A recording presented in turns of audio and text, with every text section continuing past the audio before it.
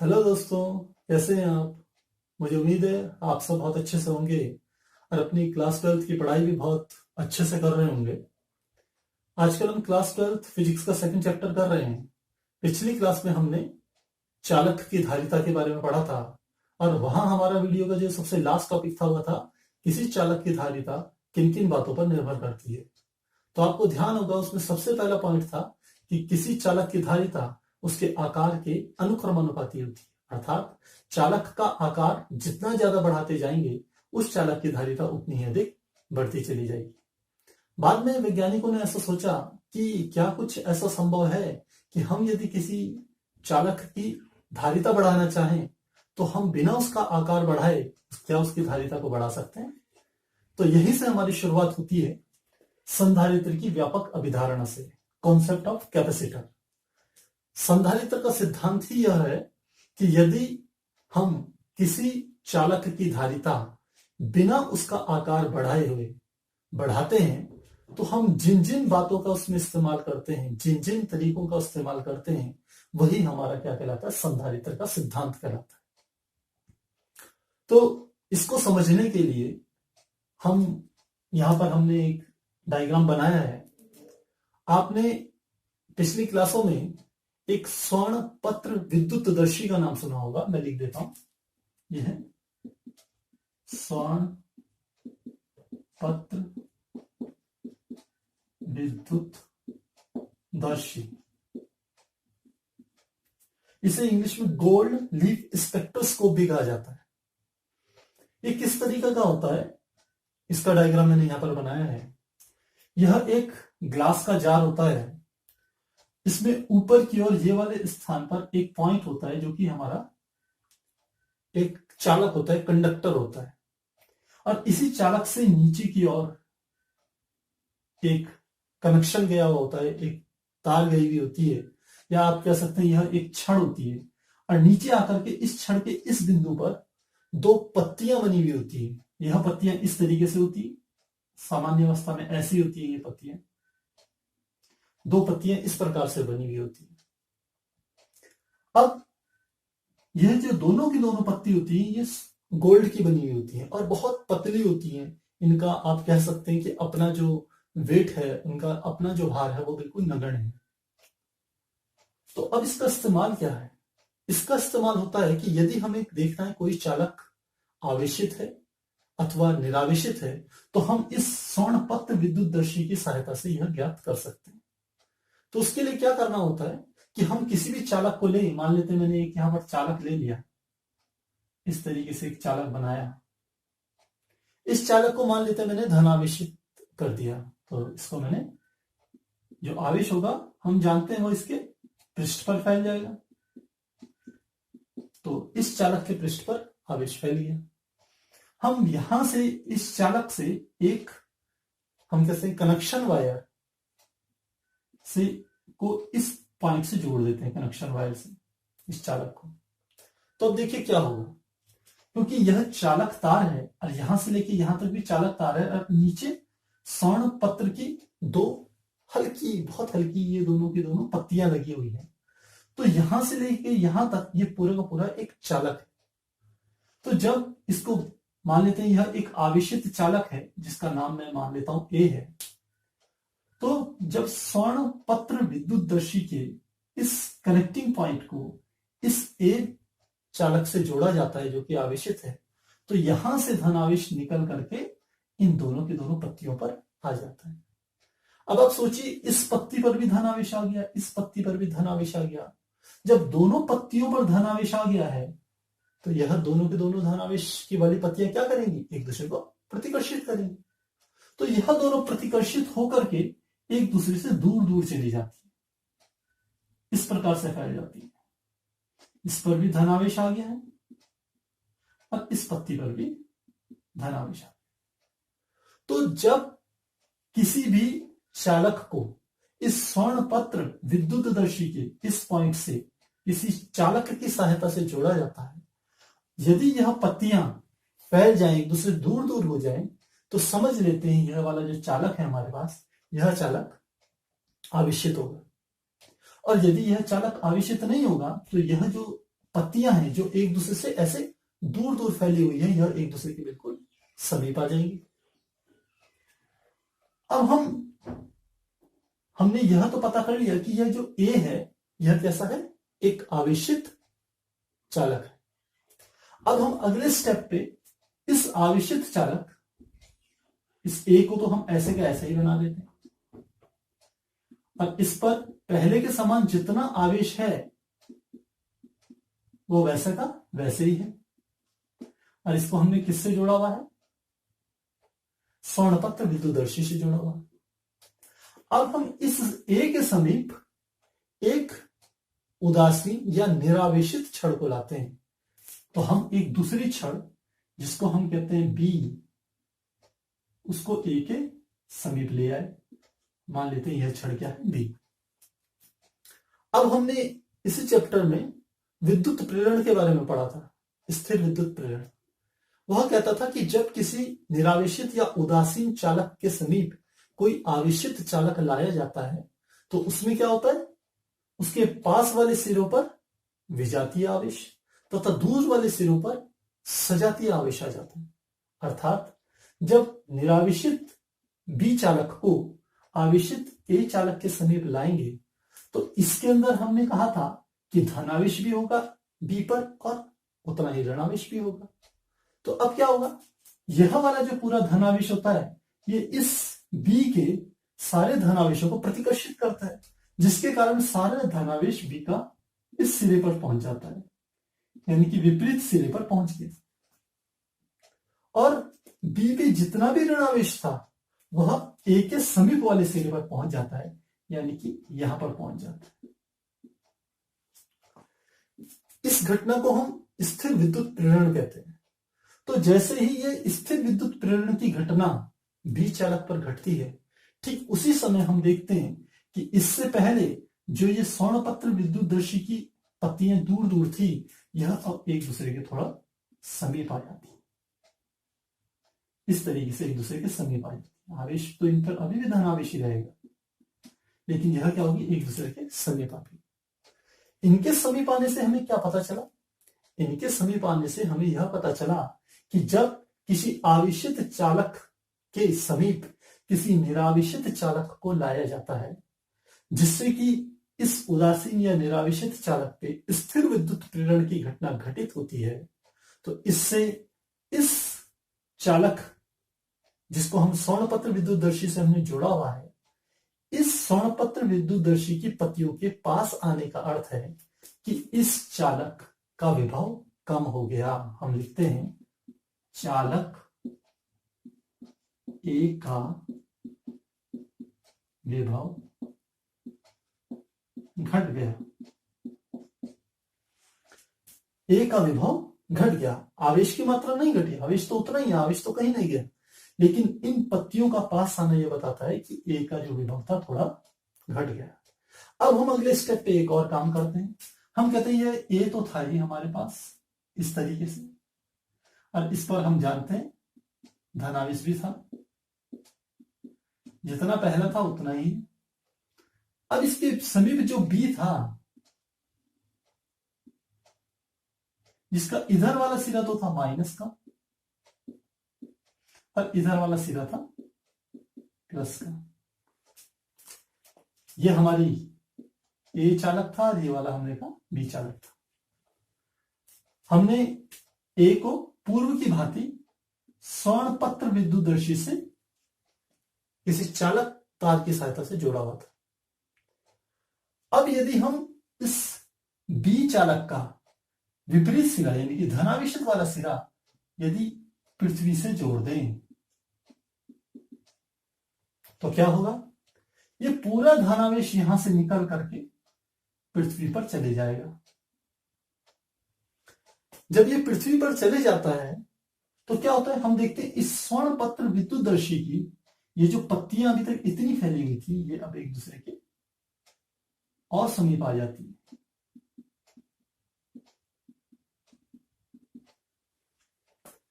तो हम देखते हैं कि पहले स्टेप पे जब ए चालक आवेशित तो था लेकिन अकेला था, तो यह प्रदर्शित करता है इसका विभव कि यह आवेशित तो है, साथ में इसका विभव ज्यादा है।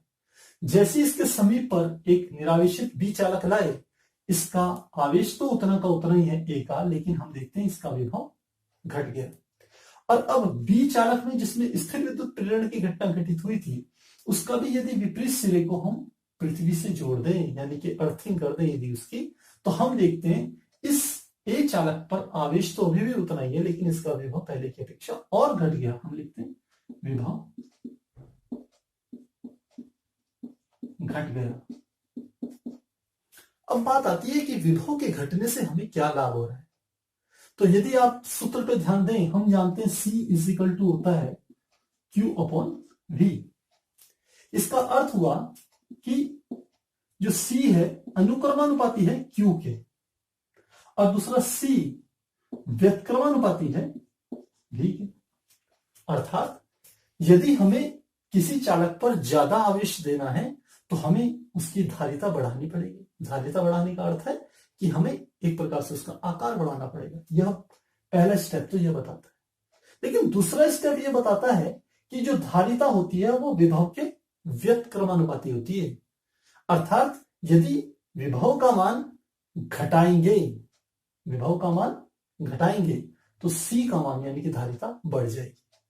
हम जानते हैं व्युत्क्रमानुपाती का संबंध ही यह होता है कि यदि एक चीज बढ़ती है तो दूसरी चीज घट जाती है।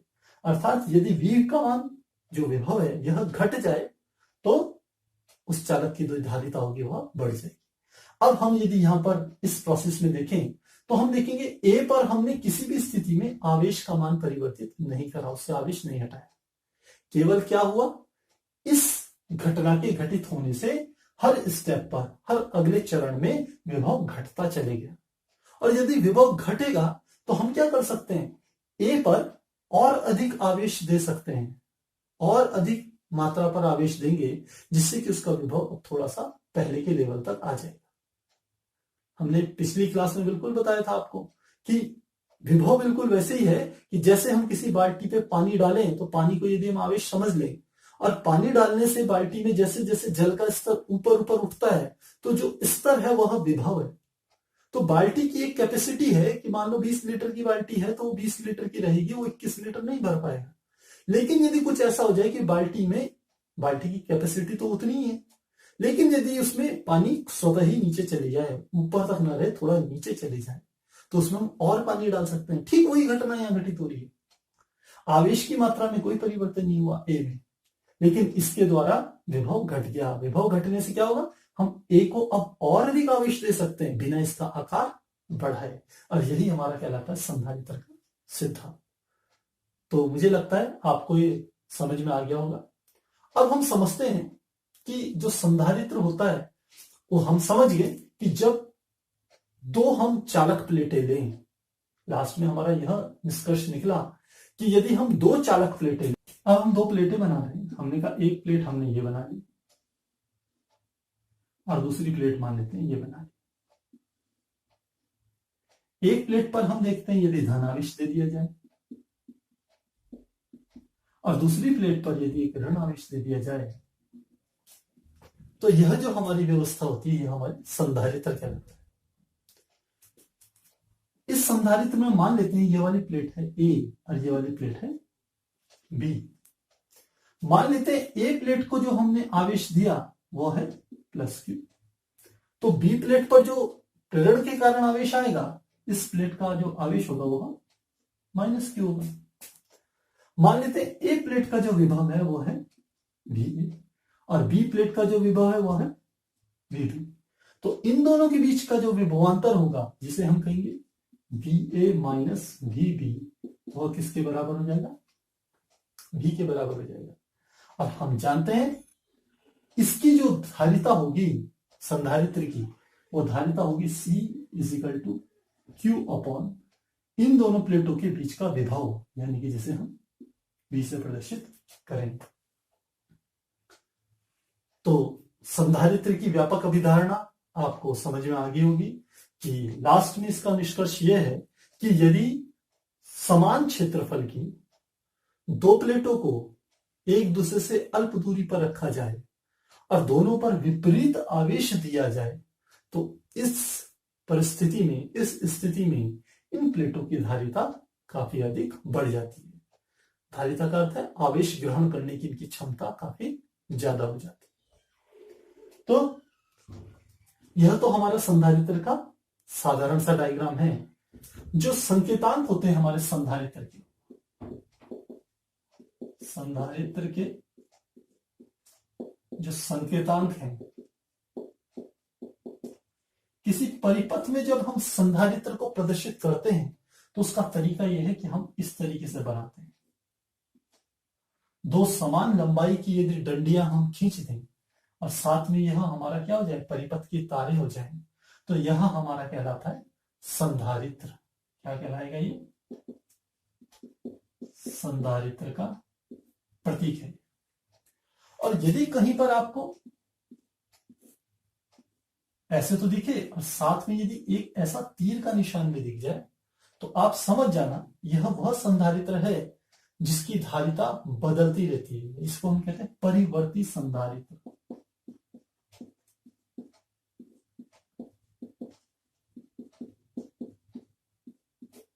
इसको हम कहेंगे परिवर्ती संधारित्र।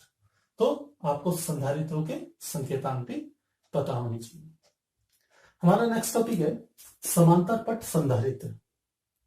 समांतर पट, जैसा कि हिंदी में इसका अर्थ है कि समांतर मतलब दो एक दूसरे के समांतर खड़ी हुई प्लेटें। तो हमने इस तरीके से दो प्लेटें बना दी। मान लेते हैं यह पहली प्लेट है, अब इससे कुछ दूरी पर एक दूसरी प्लेट है। इन दोनों के आकार और क्षेत्रफल बिल्कुल आपस में एक दूसरे के बराबर है। मान लेते हैं इस प्लेट पर धनावेश है और जो दूसरी प्लेट है इस पर मान लेते हैं ऋणावेश। माना इस प्लेट को मैं प्लेट P से प्रदर्शित करता हूं, इसका नाम, और दूसरी प्लेट को मैं प्लेट Q से प्रदर्शित करता हूं। तो मैं कहता हूं कि माना दोनों प्लेटों का क्षेत्रफल बराबर मान लेते A है। जितना एक P प्लेट का क्षेत्रफल है उतना ही Q प्लेट का क्षेत्रफल है। दोनों का क्षेत्रफल कैपिटल A है। मान लेते हैं इन दोनों के बीच की जो दूरी है, प्लेटों के बीच की दूरी, वह मान लेते हैं D है। अब आप देख रहे हैं कि P प्लेट पर धनावेश है, Q प्लेट पर ऋणावेश है, तो इनके बीच में एक वैद्युत क्षेत्र उत्पन्न होगा। तो मान लेते हैं जो वैद्युत क्षेत्र होगा, आप जानते हैं वो धन से ऋण की तरफ जाएगा। इस तरीके से ये पास होगा।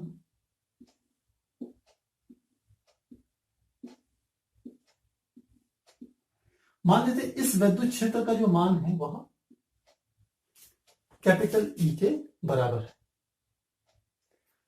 हम कहते हैं कि इन दोनों प्लेटों के बीच में माना वायु है, यानी कि प्लेटों के बीच में क्या चीज है, माध्यम क्या है, वायु है। माना P प्लेट का जो विभव है वो है Vp। इसी प्रकार Q प्लेट का जो विभव है वो होगा Vq। तो इन दोनों प्लेटों के बीच का विभवांतर कितना होगा, हम जानते हैं वह होगा Vp माइनस Vq। और इसको हमने किसने के बराबर ले लिया, मान लेते हैं V के बराबर ले लिया। अब हमने कहा है कि माना दोनों प्लेटों का क्षेत्रफल है कैपिटल ए, पर यह दोनों के दोनों प्लेटें क्या है, आवेशित है ना। तो हम जानते हैं, हमने आवेश का पृष्ठ घनत्व निकाला था, तो हम यहां पर लिख सकते हैं चूंकि आवेश का पृष्ठ घनत्व, जिसको हम किससे प्रदर्शित करते हैं, सिग्मा से प्रदर्शित करते हैं, और ये बराबर होता है, मान लेते हैं P प्लेट पर भी आवेश की मात्रा प्लस Q है, और ऐसी Q प्लेट पर भी प्रेरण के कारण जो आवेश आया वो है माइनस Q। तो आवेश का जो पृष्ठ घनत्व होगा सिग्मा, वह बराबर होगा Q अपॉन A के बराबर होगा। इसको हम समीकरण 1 मान लेते हैं। अब देखिए हमारा उद्देश्य क्या है, समांतर पट्ट संधारित्र की हमें धारिता निकालनी है। तो हमारा सूत्र क्या होता है, क्योंकि हम जानते हैं संधारित्र की धारिता C बराबर होता है Q अपॉन V के।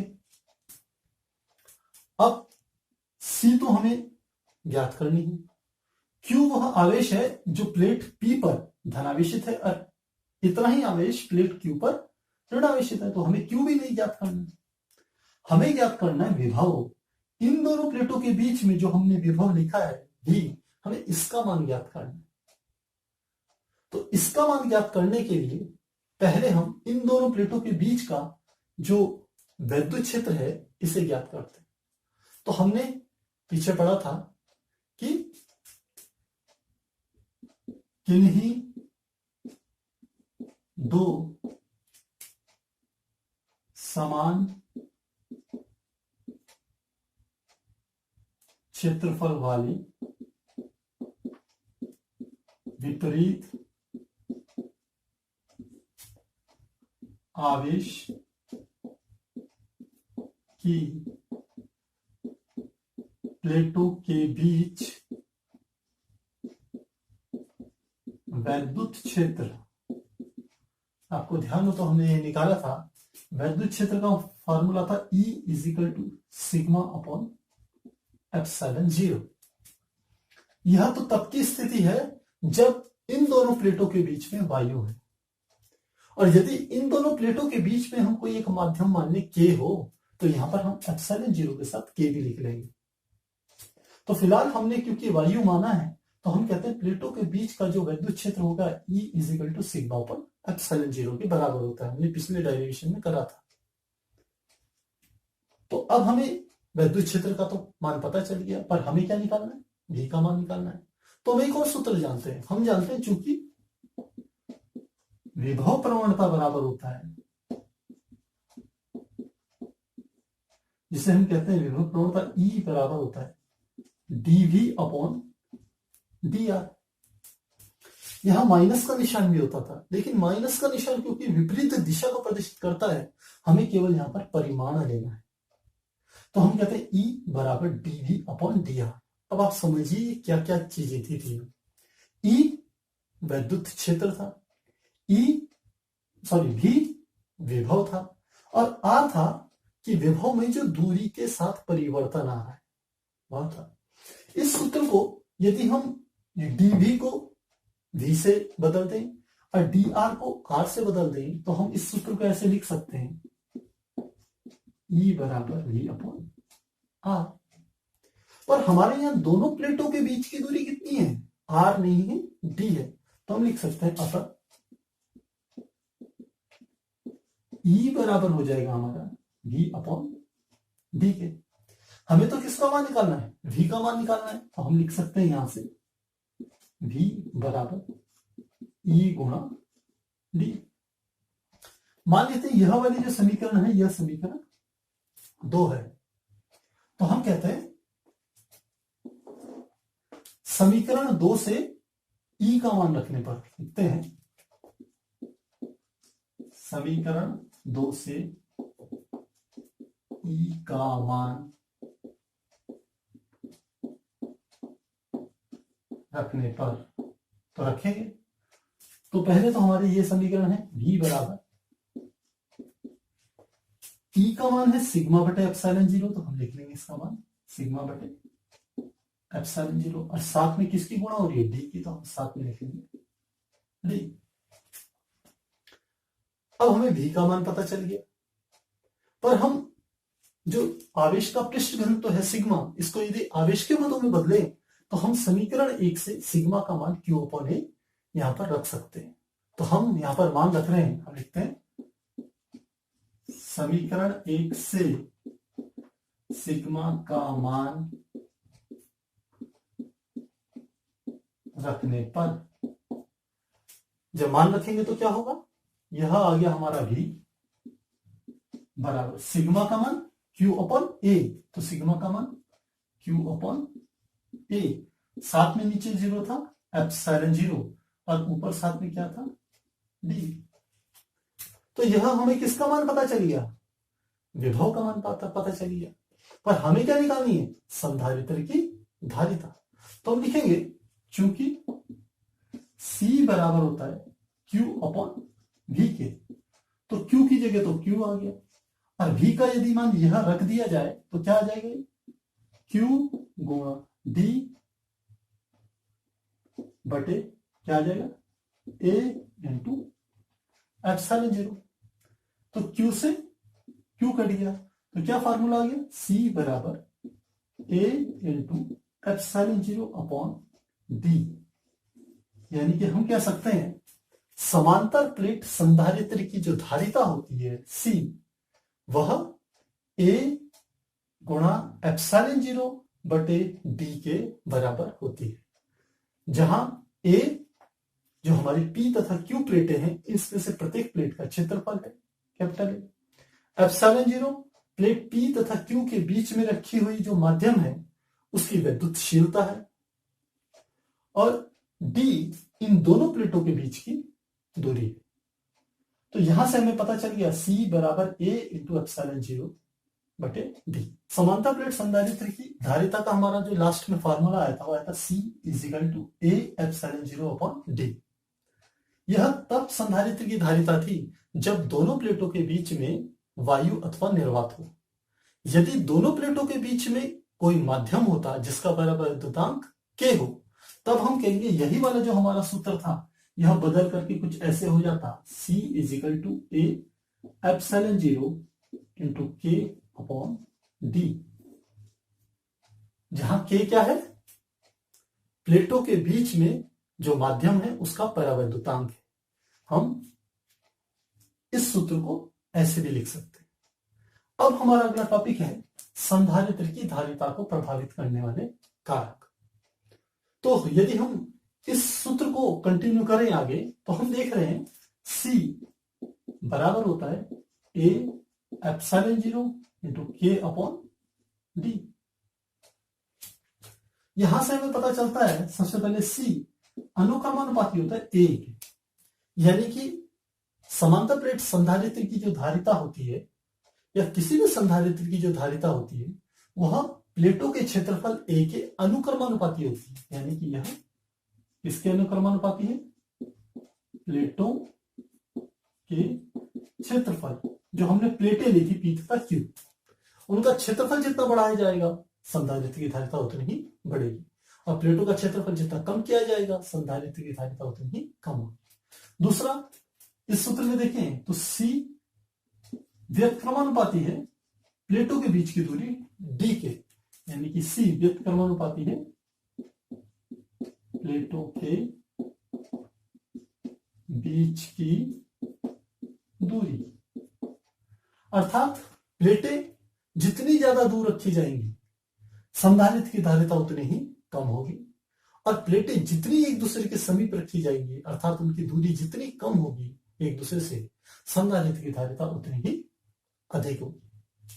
तीसरा हमारा ये बताता है C अनुक्रमानुपाती होता है K के, जहां K क्या है, माध्यम का परावैद्युतांक, यानी कि संधारित्र की धारिता माध्यम के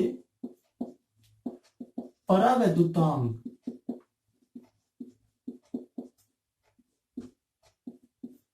के अनुक्रमानुपाती होता है। अर्थात दोनों प्लेटों के बीच में एक ऐसा माध्यम यदि डाला जाए जिसका परावैद्युतांक बहुत ज्यादा हो, तो हम कहेंगे उस संधारित्र की धारिता काफी अधिक होगी।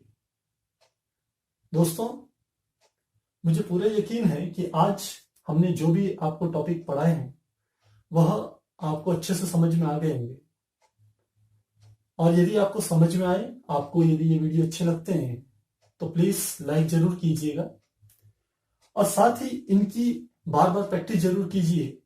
साथ में जो पीछे वाले हमने डेरिवेशन किया है उनको भी लगातार आप प्रैक्टिस जरूर करते रहिए, क्योंकि कहीं ऐसा ना हो कि हम आगे की तरफ बढ़ रहे हैं और आपका पीछे का जो है वो यदि रिवीजन न किया जाए तो पीछे आप भूलते चले जाएंगे। तो मैं आशा करता हूं आप पीछे के जितने चैप्टर्स हमने बताए हैं, ये सेकंड चैप्टर चल रहा है, एक चैप्टर पूरा हो चुका है, अब उसके डेरिवेशन भी लगातार आप कर रहे होंगे। क्योंकि जैसे ही हमारी सेकेंड यूनिट कंप्लीट होगी हम आपको एक टेस्ट भी देंगे, तो आप वहां पर अपना मूल्यांकन भी कर पाएंगे। तो मिलते हैं अगले वीडियो में, तब तक के लिए गुड बाय।